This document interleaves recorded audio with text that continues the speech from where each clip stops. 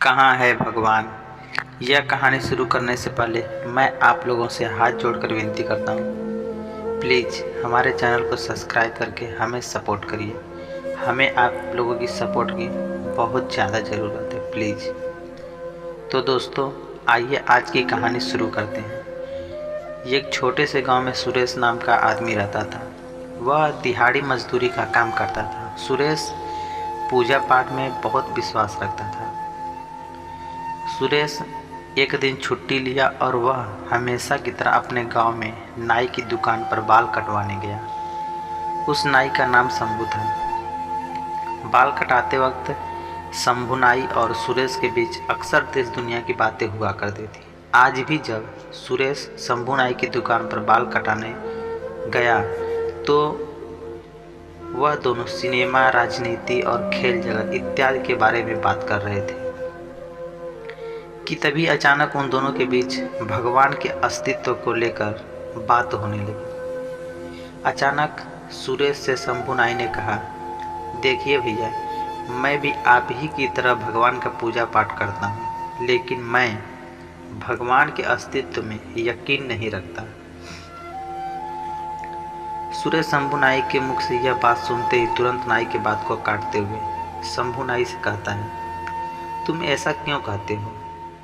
नाई सुरेश से कहता है, अरे ये समझना बहुत आसान है, बस आप इस बगल वाली गली में जाइए और आप सब समझ जाएंगे कि भगवान नहीं होते हैं। आप ही बताइए कि अगर भगवान होते तो क्या इतने लोग बीमार होते, इतने बच्चे अनाथ होते?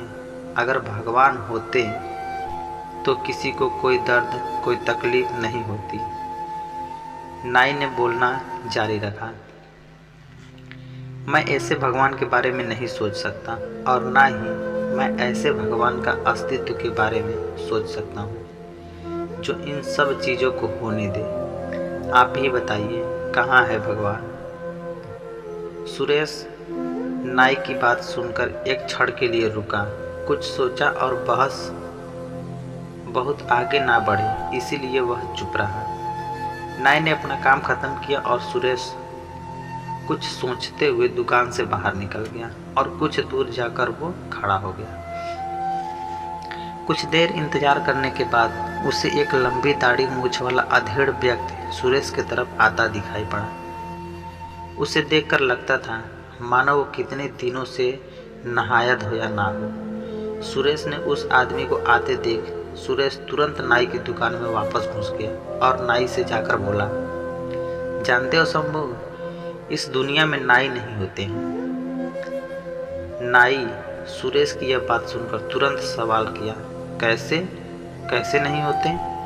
मैं साक्षात तुम्हारे सामने हूँ। सुरेश शंभू नाई की यह बात सुनकर तुरंत जवाब दिया, नहीं, वो नहीं होते, वरना किसी की भी लंबी दाढ़ी मूछ नहीं होती। पर वो देखो सामने उस व्यक्ति की कितनी लंबी दाढ़ी मूछ है। सुरेश की यह बात सुनकर नाई बोला, अरे नहीं भाई साहब, नाई होते हैं लेकिन बहुत से लोग हमारे पास नहीं आते। रमेश ने नाई की बात को काटते हुए कहा, बिल्कुल सही, यही तो बात है। इस दुनिया में, इस पूरे ब्रह्मांड में, इस पूरे पृथ्वी लोक पर भगवान भी होते हैं, पर लोग उनके पास नहीं जाते और ना ही उन्हें खोजने का प्रयास करते हैं। इसीलिए दुनिया में इतना दुख और दर्द है। दोस्तों, मैं ये नहीं कहता कि आप भगवान के भरोसे ही रहिए और मैं यह भी नहीं कहता कि आप उनके भरोसे मत रहिए, लेकिन आप अपने समय में से कुछ मिनट का समय निकालकर भगवान को याद जरूर कर लिया करिए। शायद आपके बिगड़े हुए काम बन जाएं। और अगर आपको किसी भी भगवान पर भरोसा है, आप किसी भी भगवान को पूजते हैं, तो प्लीज़ आप उन्हें अपने परिवार की तरफ पूछा करिए और उनसे बातें किया करिए। आज नहीं तो कल वह आपकी ज़रूर सुनेंगे।